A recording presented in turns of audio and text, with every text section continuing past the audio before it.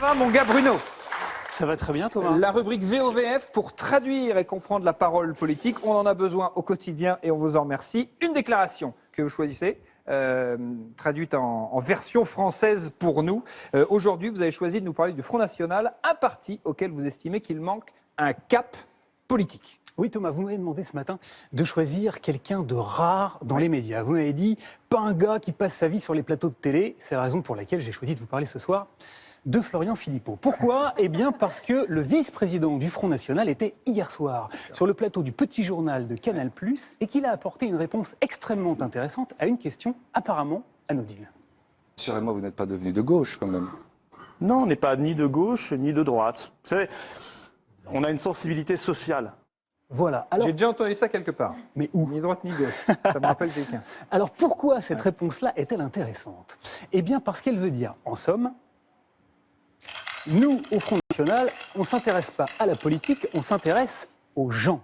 C'est malin, c'est nouveau, mais c'est pas suffisant. Alors Thomas. pourquoi vous dites que de dire qu'on n'est ni de droite ni de gauche, c'est à la fois malin et nouveau? Alors, c'est malin parce que jusqu'à une époque relativement récente, le Front National assumait parfaitement d'être un parti extrémiste, c'est-à-dire un mouvement qui n'avait d'autre ambition que de ruer dans les brancards, de critiquer les politiques en place, mais en aucun cas d'accéder au pouvoir. Ses électeurs le savaient du reste parfaitement bien, c'est la raison pour laquelle ils votaient Front National au mieux pour dire merde, au pire pour des raisons un peu éloignées de la politique.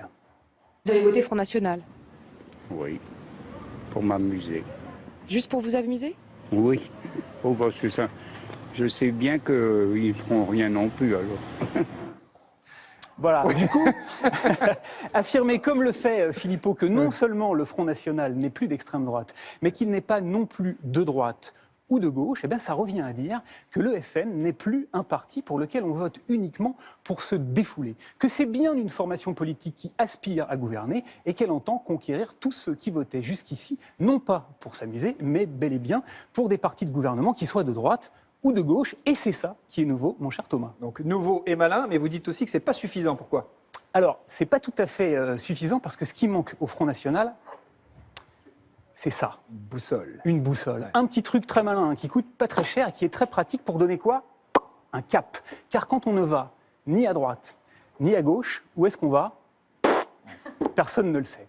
Alors, n'être ni de droite ni de gauche, c'est trop flou. Et surtout, c'est continuer à être contre, à rejeter dans un même élan la droite et la gauche. Or, dans toute l'histoire de la Ve République, Thomas, qu'est-ce qui s'est passé? Jamais un président ne s'est fait élire sur un rejet. Ils ont tous proposé un projet, un idéal, un rêve parfois, mais qui reposait toujours sur des valeurs positives. En 81, vous vous en souvenez, François Mitterrand voulait changer la vie.